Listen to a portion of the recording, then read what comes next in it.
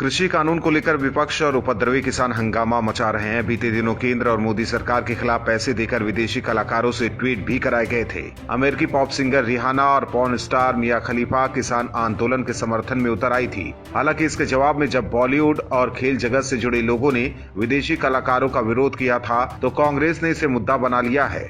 सुर साम्राज्ञी लता मंगेशकर और Bharat Ratna master blaster Sachin Tendulkar का कांग्रेस अपमान कर रही है। उनके फोटो पर कांग्रेसी काली स्याही डाल रहे हैं। अब इस पर बीजेपी प्रवक्ता संबित पात्रा ने कांग्रेस पर निशाना साधा है। काली स्याही डालने पर बीजेपी प्रवक्ता संबित पात्रा ने कहा कि कांग्रेस बेशर्मों की पार्टी है। टीवी डिबेट में उन्होंने कहा कि क्या राहुल गांधी ने शर्म बेच रखी है, कांग्रेस को शर्म नहीं आती है।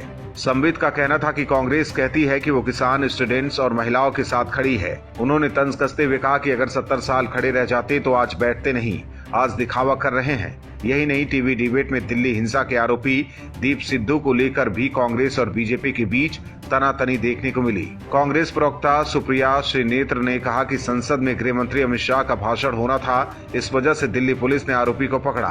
जिसके जवाब में पात्रा ने कहा कि कम से कम पकड़ा तो गया, सिख दंगे के आरोपी तो 34 साल बाद पकड़ में आए। उधर लोगों ने ट्वीट करके कांग्रेस पर अपनी भड़ास निकाली। राजेश ठक्कर ने कांग्रेस को घेरते हुए कहा कि मुनव्वर फारूकी हिंदू देवी देवताओं का खुलेआम अपमान करता है, वो निर्दोष लग रहा है। दरअसल कृषि कानून को लेकर कांग्रेस शुरू से ही सवालों के घेरे में है। दिल्ली हिंसा भड़काने में भी कांग्रेस का हाथ ही है और उसके बाद तो इस खालिस्तानी आंदोलन का कांग्रेस खुलकर समर्थन कर रही है।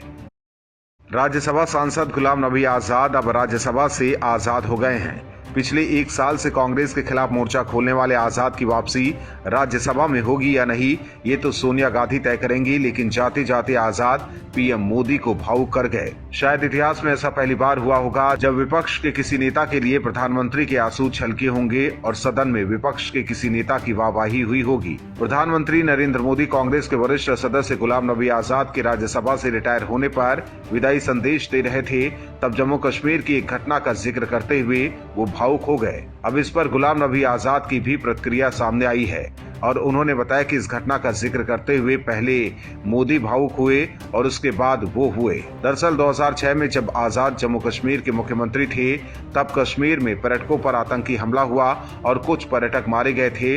इनमें गुजरात के पर्यटक भी थे। मोदी ने राज्यसभा को बताया कि तब सबसे पहले गुलाम नबी आजाद ने फोन कर उन्हें सूचना दी और उनके आंसू रुक नहीं रहे थे। रात को शव और घायलों को भेजने के दौरान आजाद ने दोबारा उन्हें फोन किया। ये फोन उन्होंने हवाई अड्डे से किया और उनकी चिंता उसी तरह थी जिस तरह लोग अपने परिवार की चिंता करते हैं। इसी घटना का जिक्र करते हुए पीएम भावुक हो गए थे। कांग्रेस नेता ने कहा कि इसी घटना को याद करके पीएम बीच बीच में भावुक हो रहे थे।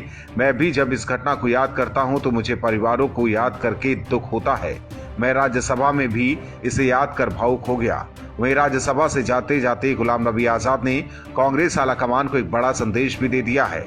दरअसल आजाद कांग्रेस के उन नेताओं में शामिल थे जिन्होंने पिछले साल सोनिया गांधी को लेटर लिखा था और उसके बाद से ही उन पर बागी होने के आरोप लगते रहे हैं। इस पर कांग्रेस के वरिष्ठ नेता ने कहा कि कांग्रेस नेताओं से अनबन को लेकर गुलाम नबी आजाद ने कहा कि जो ऐसी बातें करते हैं उन्हें पार्टी के इतिहास के बारे में नहीं पता। वो नहीं जानते कि हमारे पूर्व प्रधानमंत्री नरसिम्हा राव से कितनी लड़ाई हुई। जो लोग आज कहते हैं कि वो बागी हो गए हैं, वो नहीं जानते कि इतिहास क्या है।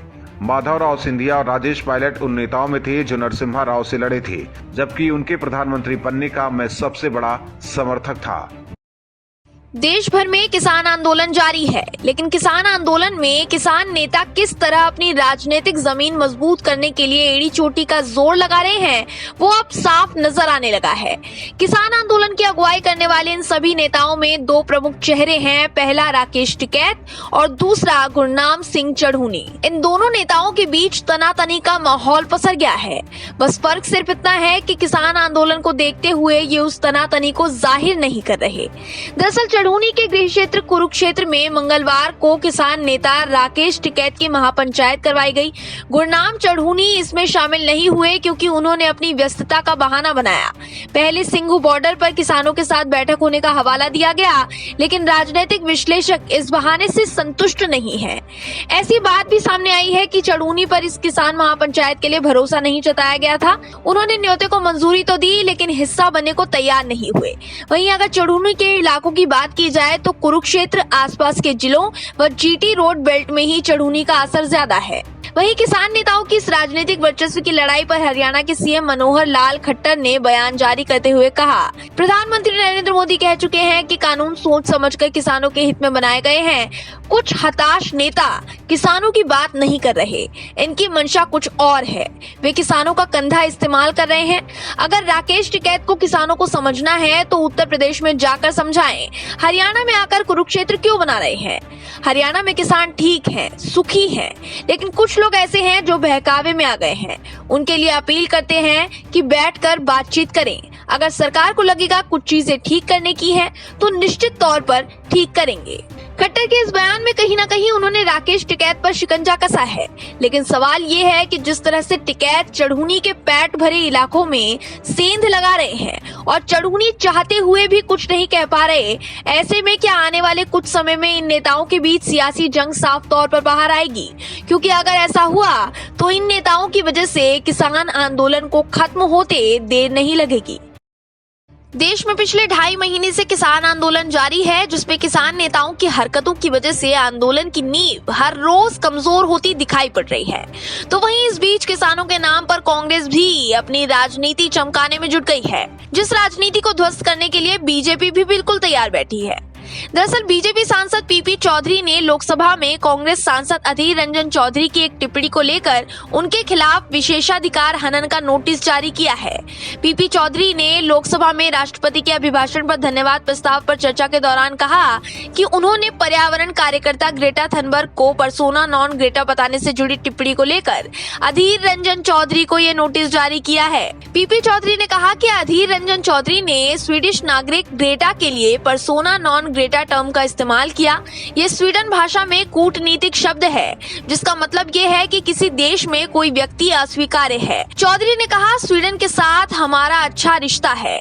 यह बयान संबंधों को खराब करने वाला है, ये गुमराह करने वाला है। मेरा आग्रह है कि उचित कार्यवाही की जाए। वहीं अगर अधीर रंजन चौधरी का बयान याद किया जाए तो कांग्रेस नेता चौधरी ने स्वीडिश पर्यावरण कार्यकर्ता ग्रेटा थनबर्ग के किसान आंदोलन का समर्थन करने और इसको लेकर विदेश मंत्रालय की प्रतिक्रिया का हवाला दिया था।